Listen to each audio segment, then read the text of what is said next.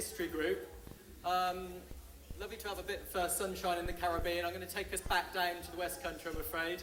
I'm going to look at the Garden Cities movement, and probably if you've heard anything about the Garden Cities movement, you wouldn't necessarily associate that with Bristol. But it's as we're here, sort of nestled in the suburbs of Cloudcuckooland, it might be a good opportunity. I think we're probably allowed to think about utopias, different views of utopia in the past. And I think for me, the Garden Cities is a really interesting sort of local example of that, something that we can experience in our immediate environment. So this holds true of Bristol, but also probably many other places locally as well.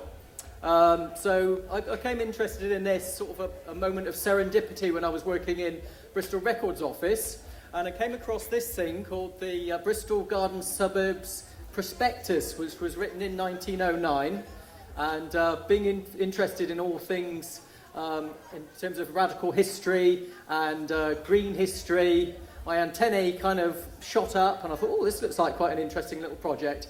So I found out a little bit more about it. Another thing that caught my interest was the fact that two of the people that set it up were two of the Bristol women suffragists, not suffragettes. So they were involved in campaigning for the vote.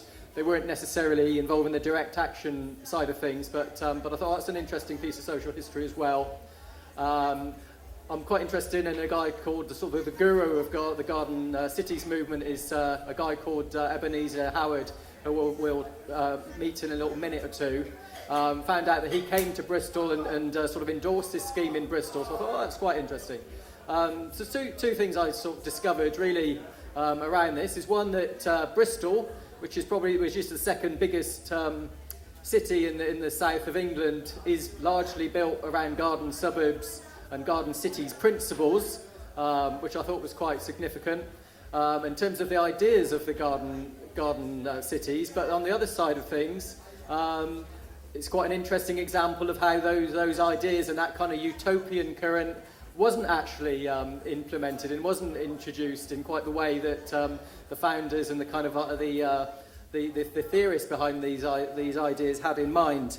So anyway, I came across this topic, and if you like, it's another way of, we were talking yesterday, or Roger was talking about Bristol's hidden history, and I think this is another kind of example of that hidden history.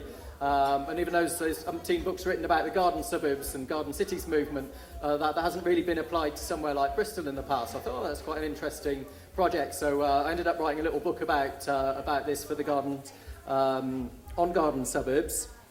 So if I now then.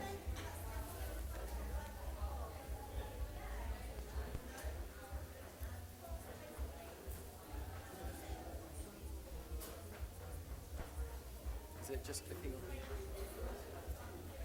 That's the one. If I'm going to hit, is that good? Just move on through. Okay, right, that's fine. Okay, so this is Ebenezer Howard himself. So it's okay. Yeah. So this guy is Ebenezer Howard himself. So he's very much the kind of guru of all things garden cities. Quite an interesting character in his own right, really. I mean, in some ways he was a humble clerk. He was sort of what we'd probably call lower middle class. So his dates were, he was born in 1850, died in 1928. Sort of fairly unpretentious background. His mother was a farmer. His father was, I think, a confectioner in London. But he left home fairly early in life, moved over to the United States. Okay, is he there? Moved over to the United States and was involved in, he moved around for 10 years, did sort of clerical jobs. He tried his hand at farming and homesteading, was a bit of a failure at that. He sort of tinkered with things. He was a bit of an inventor. He invented these sort of improvements to the typewriter. So he always had this kind of mind that synthesized different ideas, was involved with, he was very interested in kind of bringing technical inventions and social ideas together. And I think that's probably a bit of a prototype for some of the other things that he did with the rest of his life. Spent time over there. He came back to England sort of 10 years later, married, had 4 kids, basically did sort of fairly humdrum clerical work, He spent the rest of his life actually writing for Hansard magazine, so he was a shorthand writer in the House of Commons, typing up parliamentary debates and things like that. But on the other side of him, he had all these kind of visionary ideas. He was passionate about Esperanto. He was internationalist. He was very passionate about ideas around internationalism. He was very interested in spiritualism, so he was involved with the Spiritualist Church, which probably wasn't so unusual in the late 18th and early 19th century, but that was another facet to his personality. He was probably a vegetarian, so he had a whole range of interests which he tried to synthesise together, which I think is probably something where the whole Garden Cities movement comes from, is this synthesis of lots of different things to create a new vision and a way forward. What he wasn't ever was a garden planner, so he had lots of strings to his bow, but he was never actually a trained a town planner. He was never a surveyor or an architect, but he had all these other facets to him. His impact in life was quite interesting because he really achieved quite a lot. He founded the Garden Cities and the Town Planning Association, which town planning was very much something that we don't even think about as a new invention, but it was very much a new thing at the end of the 19th century, so that was one important part of him. I suppose unlike a lot of other utopians, is he actually brought to be some of the ideas, some of the theories he actually put into practice. So Letchworth Garden City was built in 1903. Welland Garden City was built just after the war in 1919, so some of these ideas were actually put into practice, although as we will see, sort of a slightly diluted, watered down version of them that came to be. A number of garden suburbs were brought into being as well, so Hampstead Garden Suburb was probably the most famous of those, built before the war. He was also, in a much wider sense, he was a part, and this is probably where the connection with Bristol comes in more, as the move towards garden cities influenced something called the Tudor Waters report, which you may well not have heard of, but you probably will have heard of the phrase of homes fit for heroes. And that was very much the idea that was put forward by the Lloyd George government, which is kind of radical reforming government, certainly in its early days after the war, which looked at really high quality housing and really transformed the interwar housing programme and really trying to change the face of our cities today, particularly places like Bristol. And finally, there was also an international dimension to this. Once the garden suburbs and garden cities movement was brought to be, that became something that was implemented across the world. So you'll see examples of the Jardin cities in France. There were German versions. There are even Australian and Japanese versions of garden suburbs and garden cities which came to be. So his immediate influences for the garden cities movement were very much in the 19th century vision of model garden villages, and if you're familiar with places like Port Sunlight, places like Bourneville in Birmingham, Saltaire up in the Leeds area. So these were 19th century reforms, very much sort of put into place by sort of reforming philanthropists. People like George Cadbury and the Lever brothers brought these places about. What he did was he took this model, but he was much more in terms of his kind of radical interest. He was much more interested in making this an inclusive thing, something for that would be self-administered. So he was moving away from these models. So I think that's probably the important distinction between garden suburbs movement and the garden cities movement, and earlier models of model housing. And somebody like Thomas Adams, for example, pointed out that it was a revolt against that kind of paternalist idea. And Thomas Adams was very much somebody who took the garden cities idea and put that into practice, and we'll meet him a little bit later because he's very much involved with the situation in Bristol, and he was a surveyor involved with laying out some of the plans for Bristol. And I think what he had in mind then is in rejection of paternalism is there's quite a notorious image of Titus Oates, Salt, for example, who set up Saltaire up in Leeds. And what he did when he set up this model village for his workers is he actually set up a watchtower, and he would go up in the watchtower periodically, and he would make sure that the villagers of Saltaire weren't drinking too much. And the other thing is he hated washing, and he hated to see washing on the lines. So he would go up there and he would make sure that there was no washing out in public and things like that. So in some ways, they were very generous packages. I think workers were probably quite pleased to work for these employers. But on the other hand, I think we'd probably be horrified with that kind of vision of Victorian paternalism now. And that was something that the more sort of socialist influence people in the Garden Cities movement were very much interested in rejecting. So that was one influence of the Garden Cities movement. The other things that ideas that Ebenezer Howard brought into this was he was very much influenced by William Morris, who was a very important influence in terms of his ideas about libertarian socialism, and he was a very, very important influential thinker across the board in the late 19th century. Ebenezer Howard met him, knew him personally. Peter Kropotkin was another person that he knew personally. He was a anarchist, Russian anarchist who was in exile in England in the late 19th century. Kropotkin probably fed in ideas about mutual aid, self-sufficiency, decentralisation, and all these ideas fed into the model that Ebenezer Howard was trying to implement through his ideas about garden cities. Henry George was another important person who brought out a book called Poverty and Progress and had an idea for a single land tax, which is something else that we'll see was a part of the package of the Garden Cities movement. A very immediate influence was a book that's not really read much these days, but a 19th century novel called Looking Backwards by somebody called Edward Bellamy. And that was another utopian, sort of slightly science fiction type novel, this sort of idea about somebody waking up 100 years later and a device for sort of comparing the misery of 19th century cities with a sort of a visionary, ideal city of the future. But the problem with Edward Bellamy's model is very much kind of, even though it was a socialist model, it's very much centralised. A lot of it was about kind of recruiting workers into almost like a conscripted army. So there's a lot of things about that kind of authoritarian approach, which was something that people like William Morris and Ebenezer Howard were very much against. So I don't know if any of you are familiar with News from Nowhere, but that's, in some ways, the impetus was writing against Edward Bellamy's kind of utopian view. And I think that's something that Ebenezer Howard was involved with as well, is he was kind of, he was taking that idea, but he was putting a more libertarian spin on that.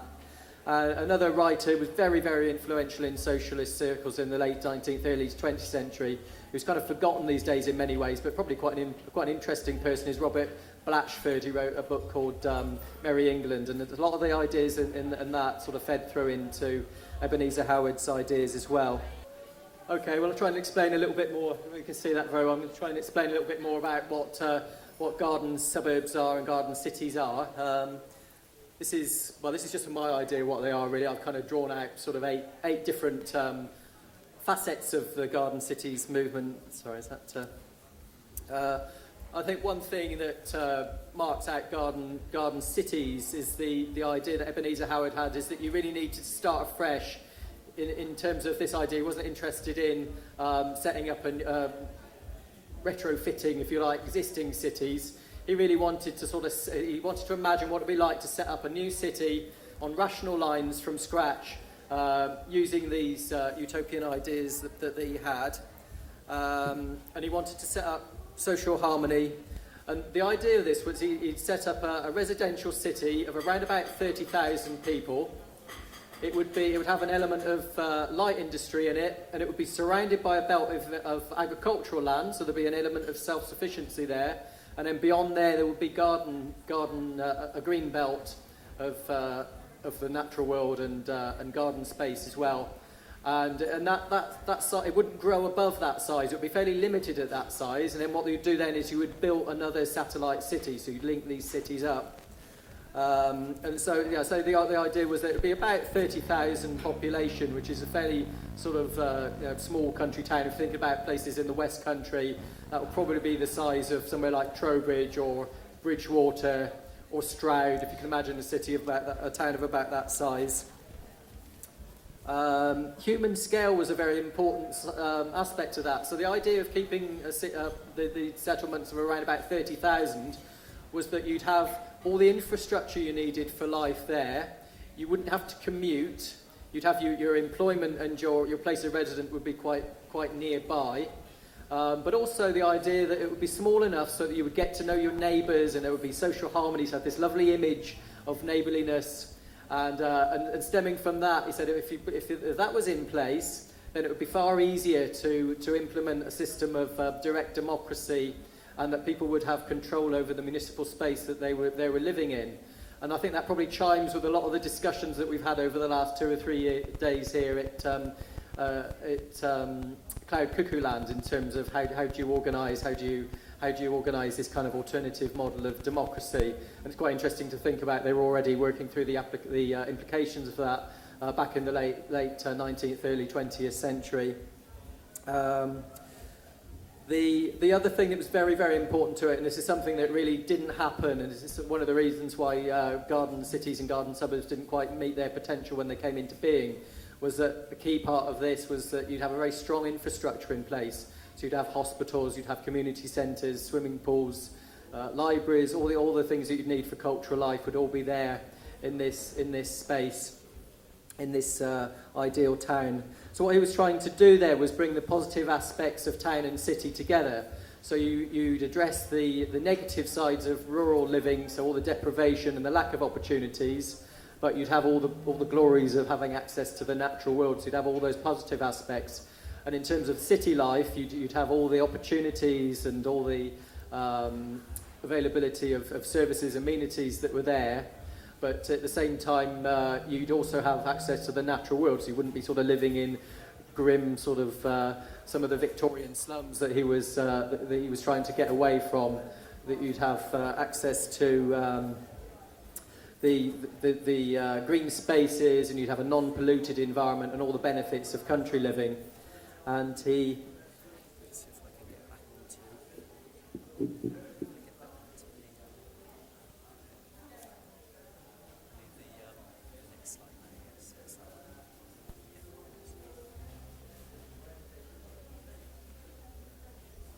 Okay, that's okay. Yeah. All right, I'll just go back a couple. That's fine. Yeah. So that Garden Cities is the book that he brought all these ideas together. And interestingly, first of all, he called it the true path to peaceful path to true reform. And that reform idea was slightly tempered and played down a little bit. So it's slightly kind of less radical, because he was very much interested in compromise and getting people on board. Which in some ways was one of the reasons why he managed to bring this about, but another reason why some of these ideas got slightly diluted. But he did bring the word garden cities. I think was quite a powerful image and something that people could rally around. So that was in the name of the 1902 book. He was a great one. So he was a great one for sort of synthesizing ideas. A great one for kind of theory and practice. And he loved kind of drawing diagrams. And so there's a lot of things that look a bit like crop circles, which he's drawn, and this probably his most famous one is called the three magnets. So when I was saying that the idea is about bringing the benefits of the natural environment, environmentalism, together with the social side of things, he imaged that in terms of this image of the three magnets, and so the garden cities is represented here by the town country idea. Which again you can see, I don't know whether that's clear enough to see there, but you've got the negative sides of rural deprivation and in inner city squalor and overcrowding and pollution with the town and the country. But when you move down to town country, you ameliorate those problems, and also you bring together the positive aspects of both. And at the bottom there he's got bright homes and gardens, no smoke, no slums, freedom and cooperation. So that was what he was trying to move towards. And he had the idea, if you could set up these ideal places, then people would move away from the cities, and because there'd be much cheaper and a much better quality of life available in these smaller towns. So the sort of horrors of London metropolis and the other cities would be ameliorated by this kind of exodus. And it would also address the problem of rural depopulation. So when we were talking about when we're talking about the commons, and we've been talking about the problem of the countryside being kind of depopulated since the Industrial Revolution. This was a kind of a radical way of addressing that and moving people back into rural areas so that there would be a living space again. Letchworth's Garden City was one of the successful garden cities and one of the places that came together. So what he did was I'll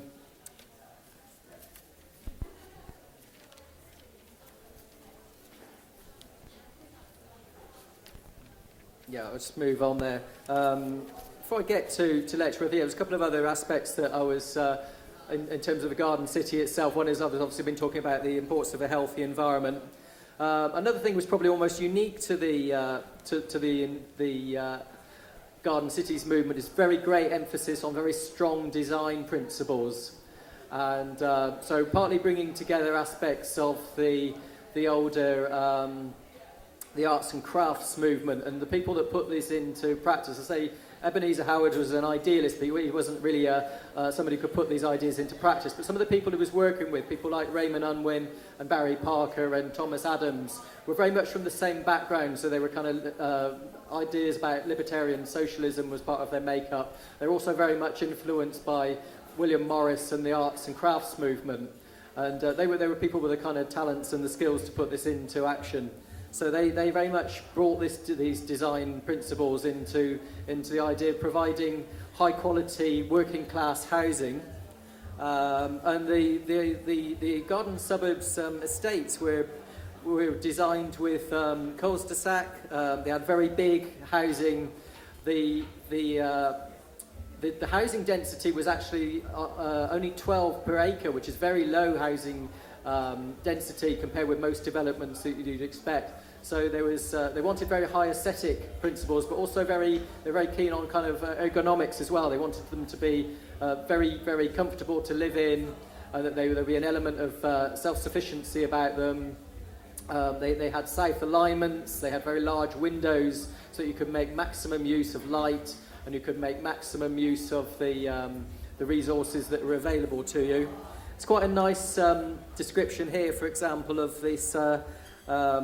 They wanted to exploit natural topography. So in Bristol, for example, you could look out and they'd make useful features like the Avon Gorge or the Welsh Hills or other views of Bristol. And there's quite a nice example here of John Roberts, who's somebody who still lives in Bristol today in the Sea Mills area. And he's somebody who's been campaigning to protect the garden suburb character of Sea Mills. And he described it as they produced what they called street pictures. Everything was designed to create a special vista. Natural outlines on the horizon or trees on the brow of the hill, which was act as a focal point for the end of each street. So it's quite interesting in how progressive and how thought through some of these garden cities plans actually were. They were also interested in avoiding, even though they wanted an element of bringing in light industry, it'd be a mistake to see it as a sort of a primitivist kind of movement. It was very much about using the latest technology. So in terms of light industry, they'd be using filters on chimneys and making sure that there wasn't pollution. So they'd be bringing on, they were very much sort of inspired by there was a late Victorian group called the Smoke Abatement Society, which they were quite influenced by. But they saw sort of the use of technology as a way of addressing some of those environmental issues. They were also quite keen. He had an idea about, when I was saying that there'd be satellite cities, so there'd be your first garden cities, then he built other small settlements of 30,000. They'd all be linked together by high-speed trams and electrification. So it would be a mistake to see it as a sort of a backward-looking, anti-technological view that he had. The other important thing about the way that garden suburbs and garden cities were constituted was that there was an idea that the land would be community leased. And that's an idea partly that he took from Henry George, had this idea about putting all the taxation on the land. And he saw that as very much a progressive taxation, and over time that would kind of enhance social equality, and it would be a progressive tax to introduce a more egalitarian society. But Henry George saw that as very much something through a mechanism of through the state, whereas Ebenezer Howard saw that levied at a local level. So the land that a garden city was built on would be owned by the community, and it would be community leased. So only the revenue that was, once the infrastructure was set up, any of the revenue that was made and any of the dividends that were paid on that land would all be ploughed back into the immediate community. So first of all, that would pay off the land itself, but then it would pay off, he had an idea that there would be a sort of a sink fund for improving the infrastructure more and more in terms of museums and libraries and things like that, anything to kind of elevate the working people. But he also had the idea that it would, in time there could be enough money to provide things like an elementary welfare system. So there would be support for older people, there would be hospital services, and that would be levied at the local level. So it wouldn't be something provided by the central state, it would be something administered locally and within the control of the people who lived in the Garden Cities movement. So you can see there it's a third way between private ownership and private property and the centralised state. So again, that's quite an interesting idea in terms of how do you put these models of libertarian socialism into practice, and that was kind of the way he was trying to do that, and very much kind of bringing the ideas of Kropotkin and William Morris into being there. So yeah, if you've heard of garden cities at all, you've probably heard of Letchworth and Welwyn Garden City. So this is some of the propaganda images of this was Letchworth, the first garden city that came to be. And again, in practice, what he had to do, he was very keen that this wouldn't just sort of lay on the drawing board. So he was very keen that this would actually be put into practice. And what he did was he needed to sort of woo the industrialists and the people with the money and the capital to put into it. When they did that, obviously they wanted to. They weren't really too keen on this idea of community ownership. So there was a lot of pragmatism and expediency necessarily in order to get them to invest the money, and they wanted to be sure of a certain amount of revenue and dividends back. So you can see immediately there's a tension between the socialist aspects of this and the community ownership and the interests of the industrialists who were trying to put this money in and wanted to really to keep some kind of control of the developments. So those are very much, and you see in terms of the places like Letchworth, there's very much a kind of a conflict between the Letchworth citizens and the company directors who had the kind of control of the city. So how does this all sort of affect Bristol? If I just move on a little bit. This woman here is called Elizabeth Sturge, who I think is quite interesting. I said in Bristol, I was partly interested because it was set up by suffragists, and there were these two women who were some of the instigators of the Garden Suburbs movement in Bristol. And they didn't set up a city, but they wanted to set up a suburb on the outskirts of Bristol and in Shirehampton. So if you know Bristol at all, Shirehampton was one of the areas where this was set up. And yeah, Elizabeth Sturge I think is probably quite an interesting person. She was sort of fairly well-to-do, probably what we'd call a middle-class do-gooder in some ways. She was a Quaker. But she moved to London as a young woman, and she worked with Octavia Hill, who you probably know, was the founder of the National Trust, and she was involved with some of the Octavia Hill's fairly kind of paternalistic projects to help working class housing in inner city London, and worked in the slums. But you could say that Elizabeth Sturge, it was kind of a long-term commitment to improve working class housing, and she had sort of experienced some of these issues at the sharp end, working in the East End of London. Came back to Bristol, was involved with a thing called I think it's called the Committee for the Better Housing of the Working Poor, so a very Victorian-sounding kind of group that she was involved with, and so she was involved with other projects as well in terms of promoting the suffrage. So she was one of the people who started the Garden Suburb company in Shirehampton.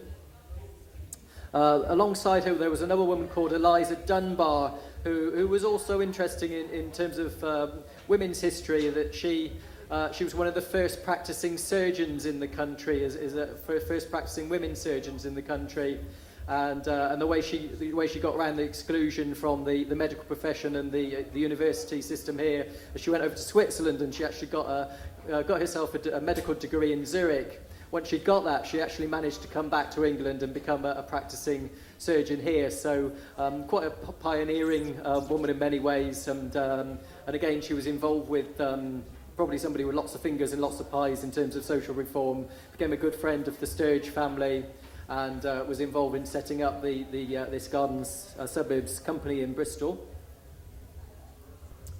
So they founded this company. Ebenezer Howard himself came to Bristol and addressed a meeting in Clifton, and so very much endorsed what they were trying to do. They were very much, they were explicitly implementing Garden City principles, and this is probably the purest instance of Garden City principles in Bristol. So they set up this prospectus. They needed to raise £10,000, so this is the share dividend. To give you an idea of what they were trying to do, it's in terms of the philanthropic character of this. In the prospectus it says, to a certain extent this will be philanthropic in its character. So there was a profit-making aspect to it, and they wanted wealthy people to put their money into it, but it was levied at 5%, which was a fairly a modest rate. So they said the rate of dividends on the shares has been limited to 5%, in the belief that many persons would be satisfied with a moderate return in connection with a social experiment of great importance. So they were consciously aware that they were engaging in a social experiment, and in some ways you could see that as a slightly almost sort of social engineering project for the working classes involved with that, but they were trying to promote an improvement of conditions. So what happened in practice is they got the go-ahead to build this garden suburb on the outskirts of Bristol in Shirehampton.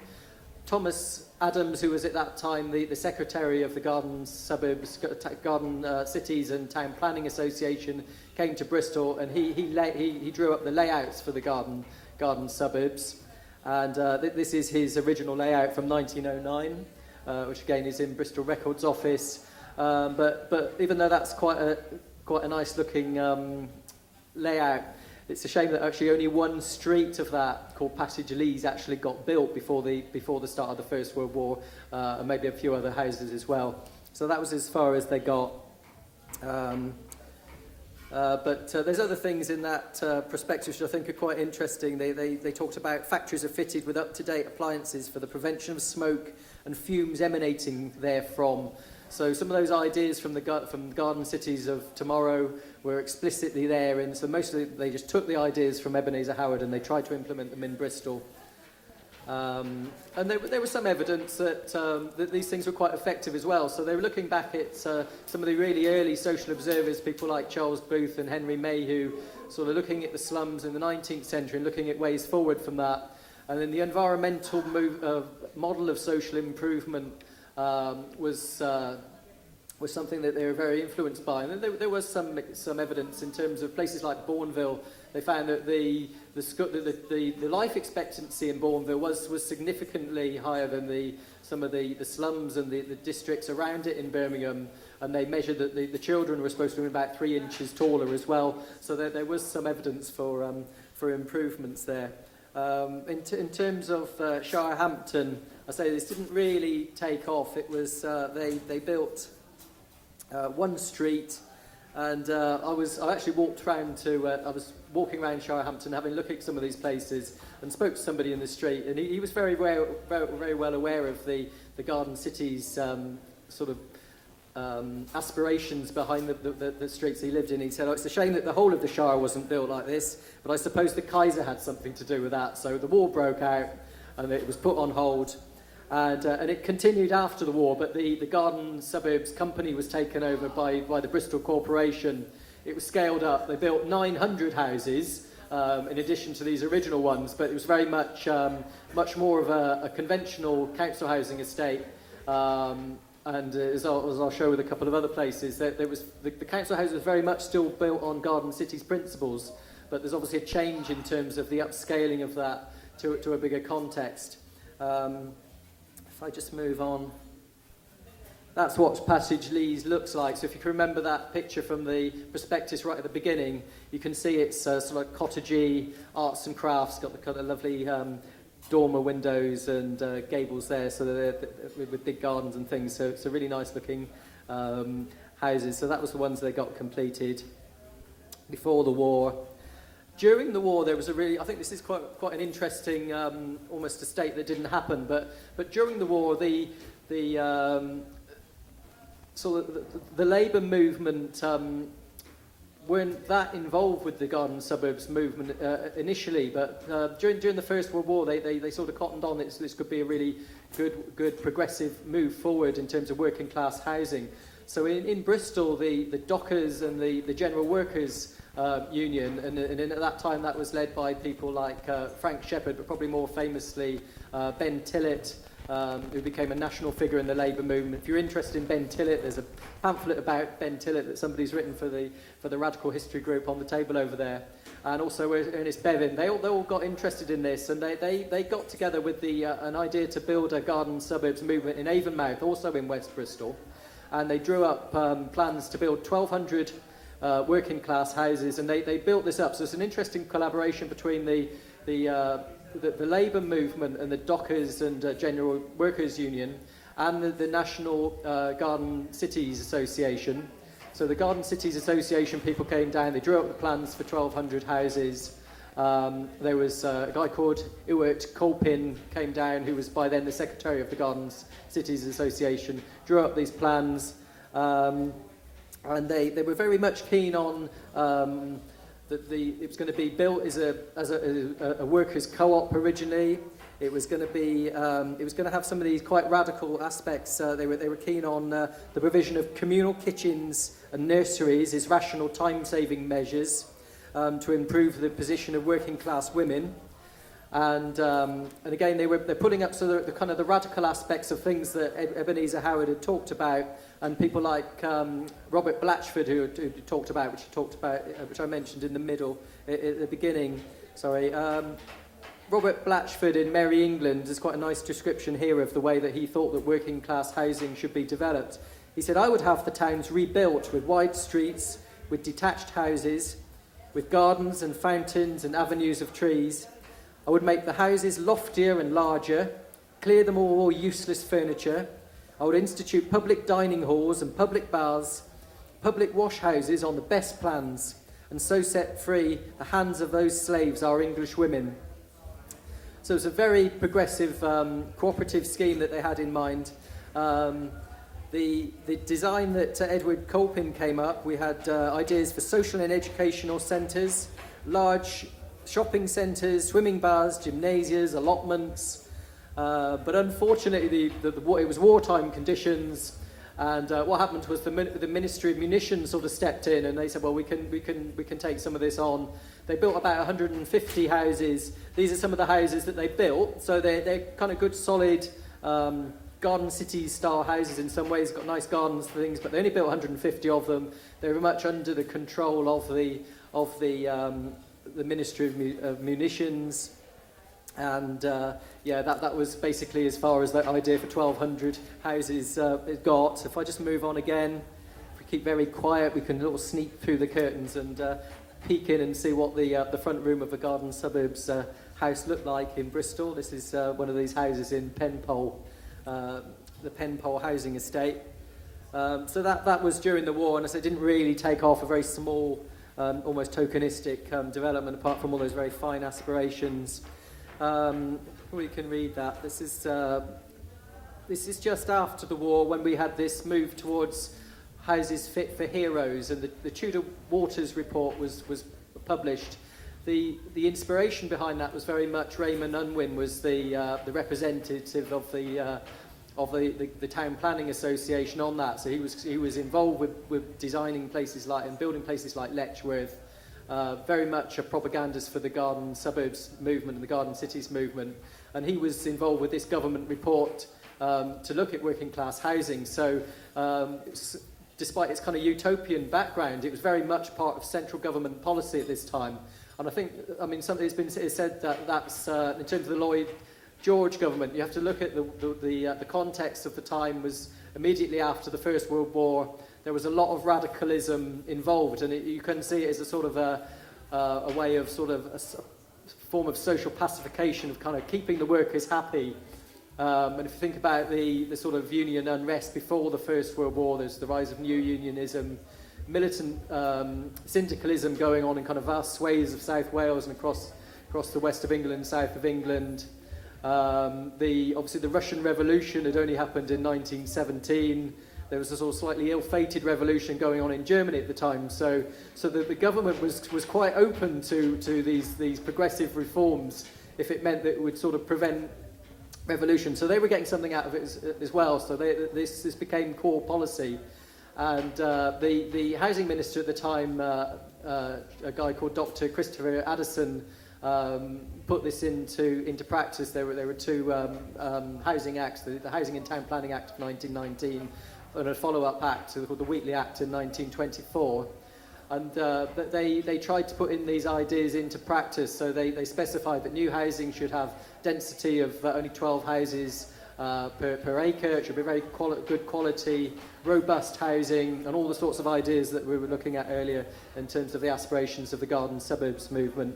And some of the first houses, these are the first houses that were built in Bristol under the scheme, under the National Housing Scheme from 1919, and this is still up on the wall there if you go over to Hillfields. So Hillfields is part of the, if you know Bristol at all, it's part of the fish ponds area of Bristol. Hey. And these are some of the houses that were built as a part of that development. So yeah, classic kind of 1920s council housing, but you can see they're really kind of solid houses. They've got green spaces around them. The ones in Hillfields were partly built by, there was a lot of input from the local industrialists as well. So there was a factory called Robinson's cardboard and bag factory. So a lot of the workers live there. So they partly put the money in for their workers, and it's partly built by the Bristol Corporation as well. I obviously took that photograph in the autumn, but that's an avenue of maples there, and they imported brought all the maples across from Canada, especially to plant them in this new development, and then by now they're sort of about 90-year-old trees now, so they're all still there. So that's Hillfields. That's another. Yeah, I'll just leave it on the Hillfields picture for now. But so lots of that came to be, but the downside was, as I mentioned, this idea of community leasing and the idea that people would have kind of control over their own environments. That really didn't come to be. So it's partly there was still a lot of control by the local industrialists. This Robinson family was another one of these kind of non-conformist, sort of fairly well-meaning industrialists. They were Baptists in this case. But the infrastructure never really came with that. So even though they were fantastic houses, to this day, there's a lot of deprivation in the Hillfields area. There was a lot of poverty during the 1920s and 1930s there. So even though the housing was there, none of the infrastructure came to support that. And that's very much a theme for the Bristol developments and the interwar implementation of garden cities. Another really important development, and probably a really classic example of garden cities development, is the Sea Mills area of Bristol. And you can see there that they had these ideas. I was talking about focal points and having lovely views, having lots of village green spaces, having it laid out with generous gardens. There's a really nice, they have covenants on Sea Mills to protect its gardens suburbs character. And those covenants included a stipulation that every single house should have either a cherry tree or an apple tree in the garden. So something to please the permaculturalists who had this idea about setting up these places as kind of edible cities. And that was there right back in 1919. So yeah, there's a lot of kind of community pride in these areas still, but still quite a lot of deprivation as well. And a lot of the infrastructure was not there to start with, and a lot of it has certainly been withdrawn since. So places like Hillfield lost its railway station through the Beechings cuts, it lost its swimming pool, it lost its community centre, so there's still quite a lot of problems in that area, and similarly with Sea Mills. So the other thing with Sea Mills is it's not quite as cottagey as some of the other places. So what they did there is there was a lot of sort of experimentalism. So in some ways they were interested in introducing arts and crafts design and principles, but they were not against experimentation, and so they used this stuff called Parkinson's pre-reinforced concrete, which I think was probably okay at sea mills, but in some of the other areas where they used types of concrete, certainly in Horfields, they built a lot of the houses out of concrete, and some of those houses have subsequently had to be demolished because they got something called concrete cancer, and it really wasn't that successful. But the ones in sea mills, they have maintained. Another interesting thing about sea mills is there's no pubs there. So in terms of community spaces, there were no pubs there from the start, and I think that's quite a big debate in terms of the socialist movement at the time. There was a very strong kind of temperance aspect to that, and you can kind of see that both ways really. I mean, there were a lot of problems with domestic violence and abuse. There were a lot of problems with seeing that as something that kind of undermined working solidarity. At the same time, there was kind of opposition to Puritanism. So there was very much two things going on there. And Ebenezer Howard said he invited correspondence on the issue because he wasn't quite sure whether that should be there. I think he saw a real role for them as kind of a community focus. But in many of these developments, that there were no pubs. And that was something that was really kind of lacking in terms of the infrastructure, as you can see. And I think it's quite funny that what happened was that they didn't put pubs in. So what happened was that there's always, if there's a demand, there's always going to be supply. So people were driving around in vans to these council estates with vans full of booze, and people were buying the booze out the back of the vans. So it didn't necessarily work in quite the way they were expecting. And certainly Knowle West and Hillfields, as this was going on. So yeah, there's a lot of examples of this in Bristol. So the scale of it is quite interesting. I mean, there was Bedminster Downs, St Annes, Southmead. This is a house in Speedwell, so very much you can kind of see that's the same sort of design, though they're sort of scaled up and standardised. But there's sort of nice big hedges there and gardens up at Horfield. And all told, this was just a very large, that's why I think this is quite a significant issue. It sounds like a sort of slightly esoteric utopian idea, but it actually affected probably about 50,000 to 60,000 Bristolians were living in these interwar garden city influenced estates by the Second World War. So if you think about that, that's the population of Bristol today is about 400,000. I don't know what the population was in the Second World War, but that's quite a significant number of the amount of the population of Bristol, and really kind of explains a big part of the way of the character of Bristol today. So the significance of this, I think, are probably quite important. So moving on to the biggest one of these developments was Knowle West, and between 1920 and the Second World War, there were more than 6,000 houses built in Knowle West as a part of these schemes influenced by Tudor Waters. And to put that into perspective in terms of garden cities, that's actually twice the size of Welwyn Garden City. So it's a housing estate in Bristol, but it's absolutely vast in terms of its population. And I think that's quite significant. And in some ways, it's a textbook. I think it's a textbook example of showing you the garden city's influence, but also starting to think about why that went wrong in many ways. And there's a little a description of Knowle West. For the people know Knowle West. Knowle West is partly famous as being the home of Tricky from Massive Attack.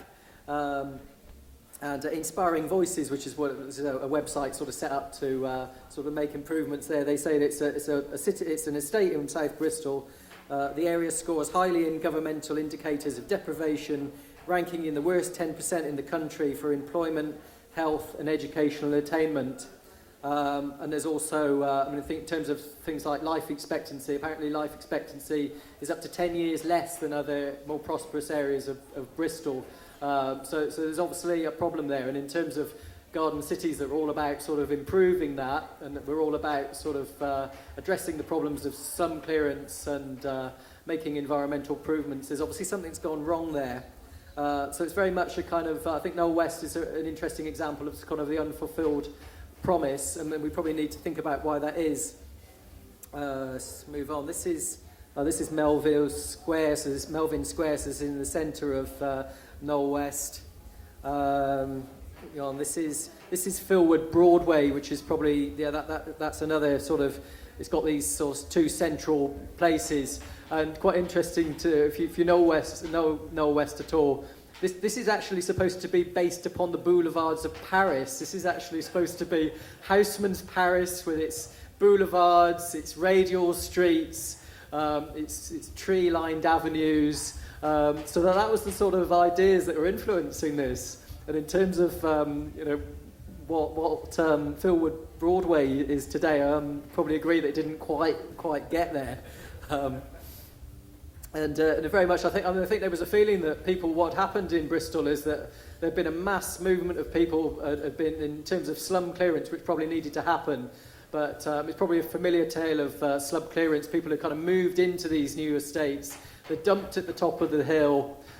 They've got fantastic gardens and houses, actually. So from that point of view, it was very good. But none of the rest of the infrastructure really came along to fulfil that promise. And very quickly there was a stigma attached to this area, and even during the 1930s, the authorities renamed Knowle West. They called it Philwood Park, but that name really didn't really ever stick. But they introduced that term to try and get away with the stigma, just by kind of rebranding it almost as we would today, to try and get the stigma of the place.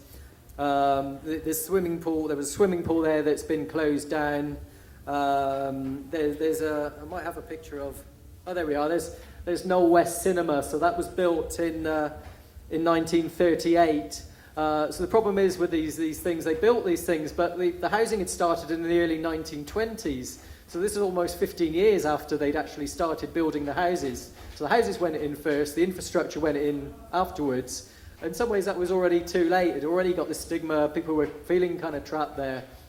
And since it's kind of got worse, this cinema was knocked down in closed in 1961, but you can see it's still there in the high street. But like a lot of the high street is all boarded up and sprayed over, and looking a little bit sad, but quite a nice looking cinema probably in its day. Apparently had lots of famous musicians played there, and I think there's a slight kind of Art Deco kind of feel about it that you can see as well. So yeah, maybe I suppose looking back at the 8 features of garden suburbs that I talked about at the future, in the past, maybe think about this, how this actually played out in the future afterwards, and some of the things that went wrong. And just to quote somebody called Alison Ravitz, who's done a lot of kind of work on these. A book called Council Housing and Culture, and she said one of the qualities of utopianism is that through its intensity of feeling it's able to retain a hold over people's imaginations, and in the face of glaring practical failures, or more insidiously fatal compromises. And I think in this case it's not only the problem with the kind of impractical aspect of utopianism, and we're always told, utopia won't work because it's completely impractical. But I think the other side that happened is with the kind of expediency and the pragmatism was also a problem. This proved to be a part of its legacy to housing, council housing, she said, when the protagonists of those schemes are often seen blind to the degree of compromise and the loss of idealism that was required of them. So I said at the beginning, they wanted to think about designing cities from new. Well, what happened was only 2 garden cities were built, and there was much more of a move towards garden suburbs. And Ebenezer Howard himself saw that as a kind of retreat from his idea. And there was some sort of debate, because other people like Raymond Unwin saw that as, we said, well, actually we should engage with existing populations and in existing centres of population. So there was a whole debate there about whether that was the right way forward, and whether that was the failure of the garden cities movement to realise its potential. I think probably quite a significant thing really was the taking into consideration the increase in population during the 20th century. These ideas were drawn up at the turn of the 19th to 20th century. So his books came out in 1899 and was revised in 1902, when there was a population in England and Wales of about 30,000. By the end of the century there was a population of 60,000. And obviously a lot of that population increase was in the home counties in the southeast, which was where he imagined that this development was going to take place. So both Letchworth and Welwyn Garden City are in Hertfordshire. So very much those were the areas where the population increased. So this idea of laying out vast new builds became less tenable, although in many ways that is what happened in terms of the new towns, places like Stevenage, that were built immediately after the First World War. I think there were other problems with sort of the way that you can kind of generate a sense of community if you just kind of rebuild from scratch and just kind of stick people on the top of a hill, whether that's going to come with it. But I think probably the important things were in terms of the infrastructure that I've talked about and the human scale of this. What happened was people were feeling quite alienated up there, and because none of these other ideas, that the whole idea of garden cities was a complete package. So I think if you talk about suburbia, we often think about that as a kind of a slightly dull, inert place. We think about suburbia as somewhere where you retreat to the kind of a middle class dormitory type places, kind of the death of ambition in some places. You kind of get up and you drive somewhere else, and then you kind of wash your car and you mow your lawn there at the weekend. But the idea of a garden suburb was kind of the opposite of that in some ways. Everything would be going on there, that you'd have your infrastructure there, you'd have your employment there, you'd live there, and there'd be really kind of strong, solid, thriving social spaces and communities. And that was what didn't happen.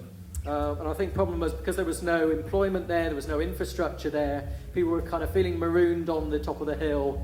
It became either in terms of public transport, there was no public transport connection there. I mean, Bristol's still notorious for its crap public transport. So people had no employment up there, so it became a very kind of car-dependent area eventually. So then there was a divide between people who didn't have cars and were kind of stuck there, older people, children up there, unemployed people up there, and then there were people who kind of lived there but would commute to other parts of the city. But then as soon as it became very car-dependent, then that kind of cuts across these ideas of neighbourliness. It makes it dangerous for pedestrians and cyclists. And it becomes a less healthy place to live, and that's something that very much comes across in kind of the social indicators of Knowle West in terms of health, and a very, very poor, so I was reading, a very poor kind of carbon footprint there. So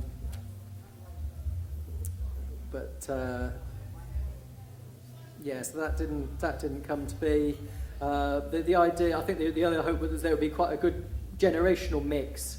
But in practice, that there was quite a narrow demography, a lot of children and young people. And if once that's fine, but once that gets above 50%, then that can become quite difficult, especially when there's no infrastructure and there's nothing to keep kind of kids and young people happy. Then that sort of became difficult as well, I think.